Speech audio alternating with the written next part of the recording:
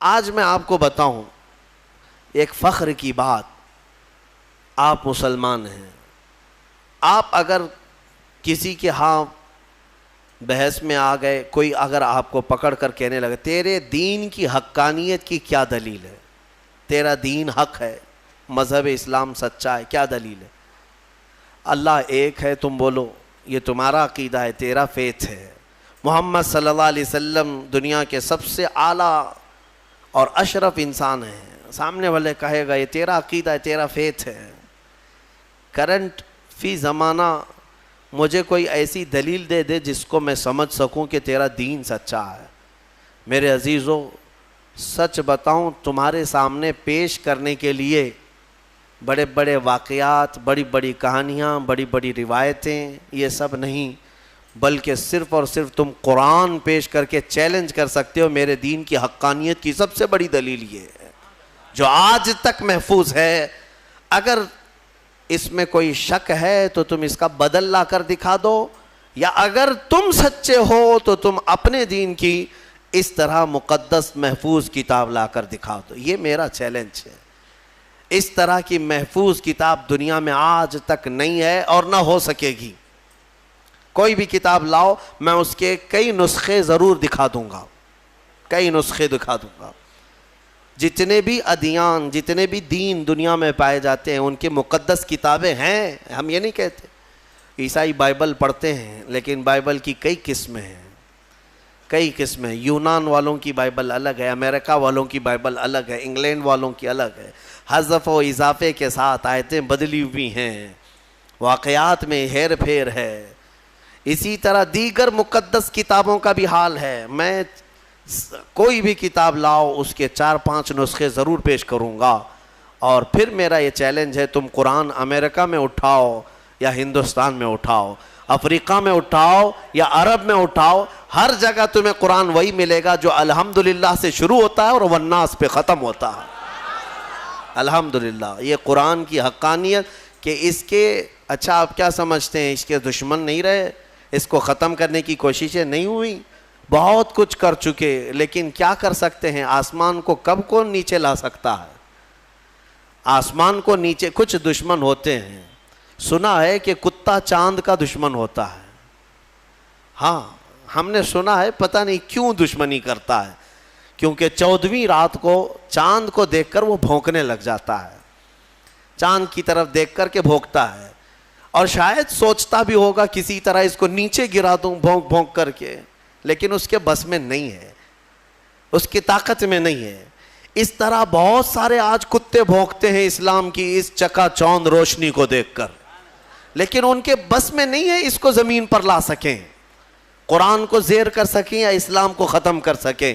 ہاں بس اتنا ہے کہ اپنے گوفے میں بیٹھ کر تھوڑی دیر بھونکتے رہیں، اور گلا خراب ہو جائے تو خاموش ہو جائیں، بس اتنا ہو سکتا ہے۔ اللہ تبارک و تعالیٰ کا کروڑا کروڑ احسان ہے کہ اس نے ہمیں دین حق کی ہدایت عطا فرمائی ہے، اور قرآن پاک جیسی محکم اور محفوظ کتاب اللہ نے ہمیں عطا فرمائی ہے۔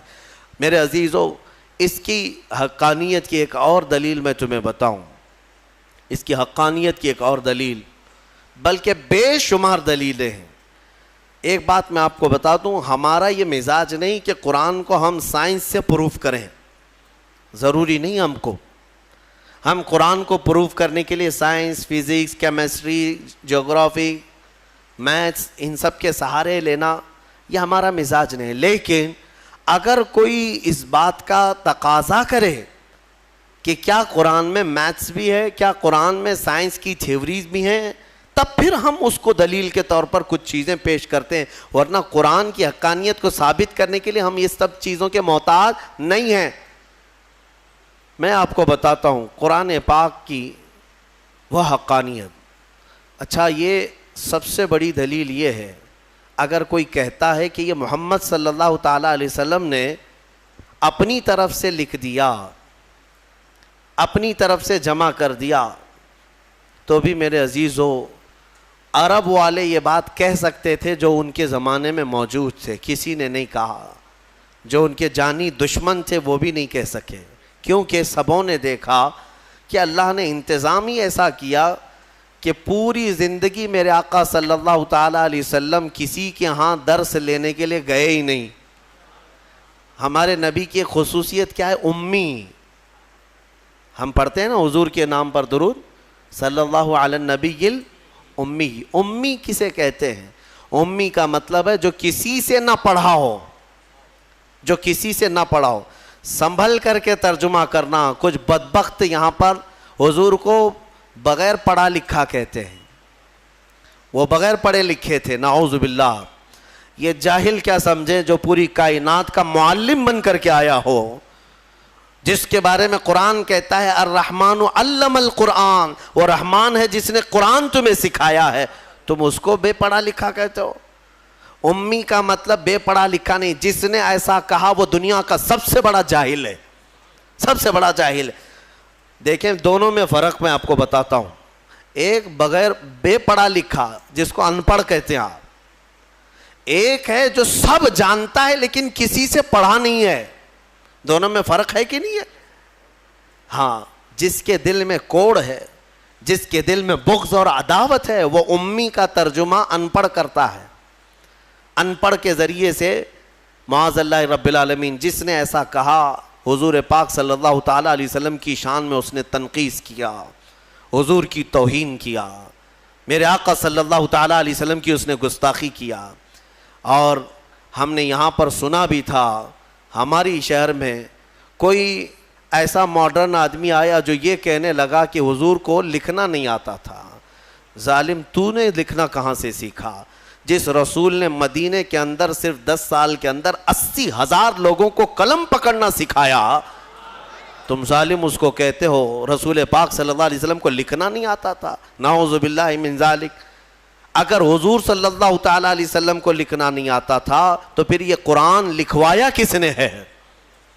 قرآن لکھوایا کس نے ہے؟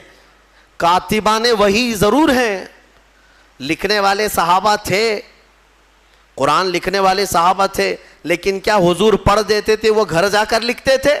حضرت امیر معاویہ فرماتے ہیں حضور کی صحبت میں وہ بیٹھتے تھے، قرآن کی آیتیں جب اترتی حضور فرماتے لکھو. اب جب وہ لکھتے تو حضور بتاتے یہ اس طرح سے لکھو، یہ اس طرح سے لکھو. آیتوں کو کہاں سے کیسے لکھا جائے میرے آقا خود تعلیم فرماتے. یہ اور بات ہے کہ رسول کریم صلی اللہ تعالیٰ علیہ وسلم نے خود قلم نہیں اٹھایا، لیکن ہزاروں کو قلم پکڑنا خود سکھایا ہے میرے آقا نے. اور جو یہ کہتا ہے وہ ہمارے دل کو ٹھیس پہنچاتا ہے. اے سنی مسلمانوں، نبی پاک صلی اللہ تعالیٰ علیہ وسلم کو لکھنا نہیں آتا تھا. نعوذ باللہ من ذالک. قرآن جن کے بارے میں کہہ رہا ہے وَعَلَّمَكَ مَا لَمْ تَكُنْ تَعْلَمْ، اے رسول ہم نے آپ کو وہ سب سکھا دیا جو آپ نہیں جانتے تھے. اگر حضور لکھنا نہیں جانتے تھے تو اس آیت کے مطابق رب نے انہیں سکھایا کہ نہیں سکھایا؟ اللہ فرما رہے ہم نے وہ سب سکھا دیا. سب میں کیا کیا آیا؟ سب میں کیا کیا آیا؟ سب میں میرا اور تمہارا نام بھی آ گیا. ہاں، میرے رسول کو اللہ نے وہ بھی سکھا دیا کہ اتنے زمانے کے بعد یہ لوگ آئیں گے، فلاں آئیں گے. حضور کو اللہ نے سارے علوم سکھائے. اس میں لکھنا بھی ہے، پڑھنا بھی ہے، بولنا بھی ہے، سننا بھی ہے، ساری چیزیں آ گئی. علمک ما لم تکن تعلم. اسی لیے الحمدللہ ہم اہل سنت و جماعت کا موقف یہ ہے کہ میرے رسول عالم ما کان و ما یکون ہیں. جو کچھ ہوا وہ بھی جانتے تھے اور جو کچھ ہونے والا ہے وہ بھی جانتے تھے. بات میں جو کہہ رہا تھا وہ توجہ سے سنیں.